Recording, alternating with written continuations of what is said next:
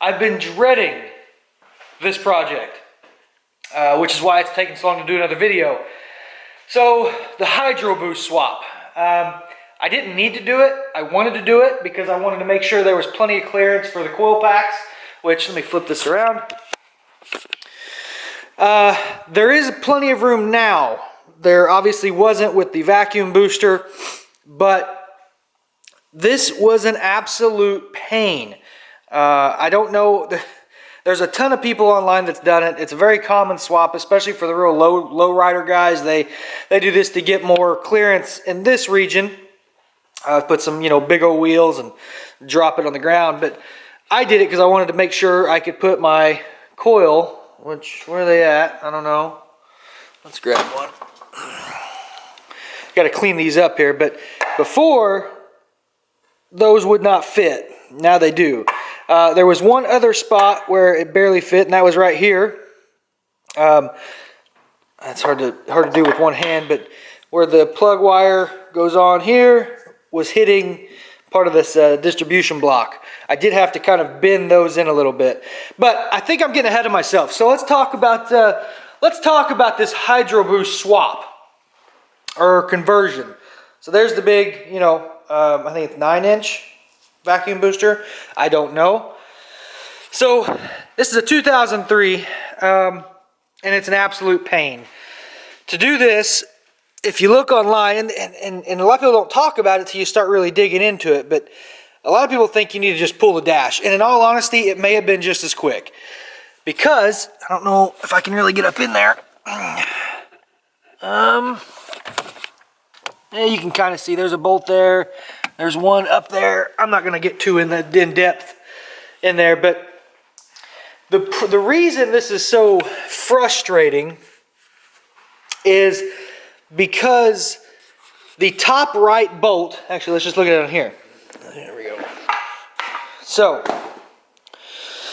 you have your rod here, which goes onto the brake pedal with the stop switch. That's all fine and good. There's a clip that holds this on. You get the clip off. This pops off. And then what I did is I just zip tied the brake pedal up. So then you got these 4 bolts. And this bottom bolt here, this one here, and this one here isn't bad. There is blue Loctite, so it still takes quite a bit of time to get it off. You can't, other than the bottom left, you can't really use any power tools. It's all manual. Because of the padding on the floor, it's hard to get a ratcheting wrench up in there. Man, it is a pain. It is an absolute pain. So these 3 take some time. This one took me almost 2 days of working on it intermittently, and I'll tell you why. So this bolt alone is the main reason why people say you should pull the dash out. And I kind of agree. Like I said, it took me 2 days to do this. A lot of people will make their own tools. Snap-on, and I'm sure there's some other brands too, sell a mid-length socket that'll let you get up in there. The problem is it's behind the steering column and the supports and all that stuff, and it makes it really hard to do. So what I ended up being able to do is I had a 1/4 inch deep, 15 mil deep well with a snap-on slim stubby ratchet.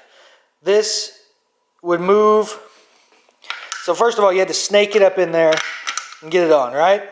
Cool. So then you had about this much throw with a Loctite bolt. It took forever. And it hurts. If you have any problems with your hands, it hurts after a while. What I did do to get a little more leverage and a little more throw is I used, a 1/2 inch socket with just kind of slipped it over the end here, and it just helped. It made it a little bit easier. But now, and if you're thinking ahead, you got to think when that nut gets about here, the ratchet is then hitting the underside of the up in there, the underside of the column. So then you got to swap this out. I use the flex head with just a shallow socket, which right here. And then luckily you'll get to the very end and you'll be able to get it out. Putting it in is honestly still just as much of a pain. Like I said, this is why it took me 2 days to do. However, we are now at a stopping point. So I installed it upside down. Mainly because if I installed it the other way, which is the more common way, I'm still having a problem with the coil hitting because of this part will hit the coil. So I swap that. You can install these upside down. It's a sealed system. Not a big deal.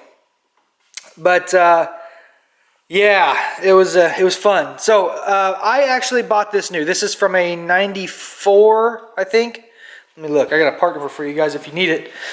But I think it's from a 94, 95 Chevy Astro van. There's the part number if you need one. It isn't cheap. I know. I'm aware. I could have went to a junkyard or what have you and found one a whole lot cheaper.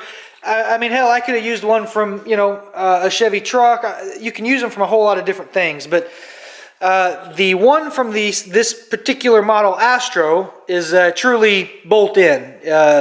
The rod from the brake pedal to the booster is already the right size. The bolt pattern's already correct. It's the right orientation. That's the route I went. It wasn't, like I said, it wasn't cheap. I picked mine up from O'Reilly's. I don't remember how much it was at this point, but it was, you know, upper hundreds, probably around $200, something like that. I know you can buy from about 40 to junkyard. Go that route if you have access. So from there, one thing I wasn't aware of, and I got it don't matter. It does not come with the rod and spring, the push rod and spring to actually actuate the master cylinder. So I've just got that setting on there now. I did have to order that. It's not here yet, but that's not really important. I found it on eBay. I couldn't find it on Rock Auto. Couldn't find it at O'Reilly's or any auto parts store. I'm sure, again, if I had a junkyard local, I could have found one there, but I don't. So I just ordered one from eBay. It was like 40 bucks, and it's kind of cut to fit. So that'll take care of that issue.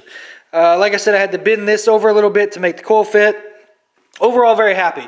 What we're going to do today, after that whole long spiel, kind of explaining how this worked and what I did and why I did it, today we're going to make the lines. Now, this kind of talks about a little bit with the mid-mount setup because I flipped it upside down. So we're going to have this line here, which will come to the back of the pump. These will be AN lines. You can find these fitting sizes online. I may, if I remember, I'll post them in the description below. But they're basically conversions to 6 AN lines, and then we're going to make lines here in a minute. So right now I just got them capped off because there was still a little fluid in there. But so this one will go to the back of the pump, like I said, and then the other side will come down to the gear. And this is where it gets interesting because this fitting doesn't really fit. I had to take the bolts of the pump off so I could move the pump around enough to get the fitting on. So what we're going to have to do here to make this work, and I've thought about a bunch of different options here. I thought about buying some factory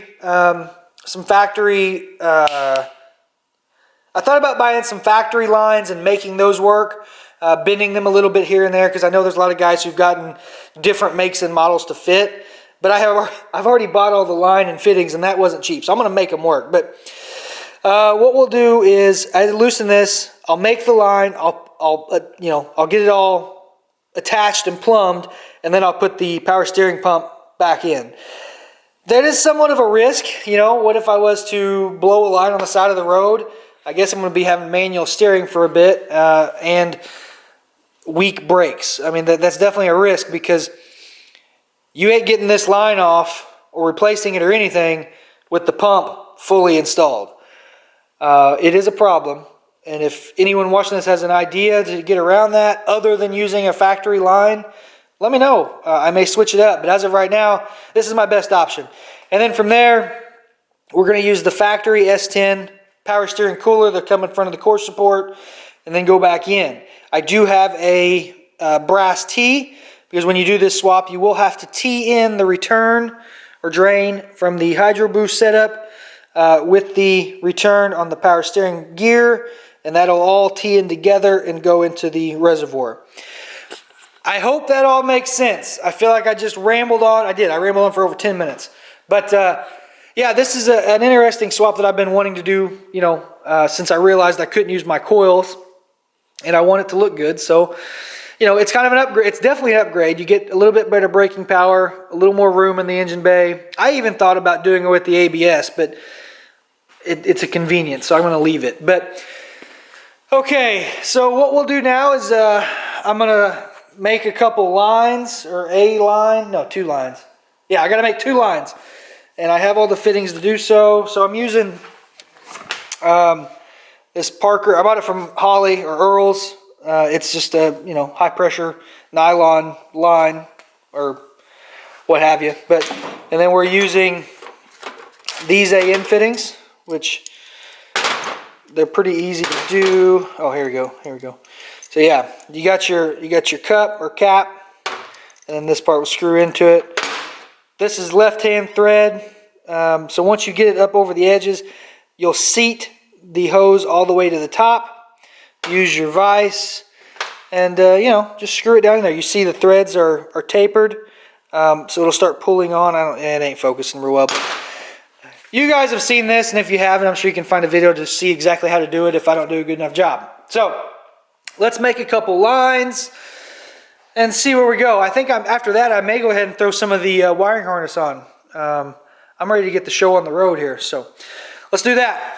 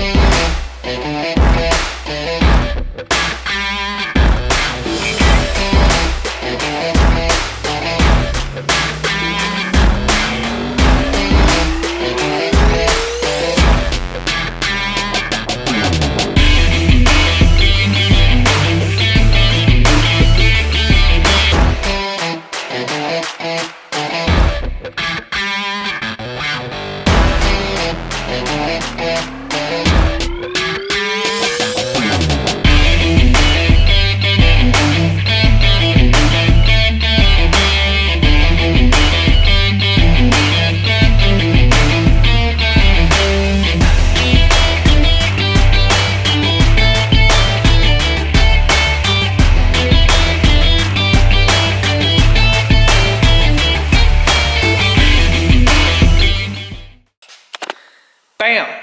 So we got it all done for the most part. As you can see, I created the new power steering lines. This looks like it's touching, but I promise you it's not.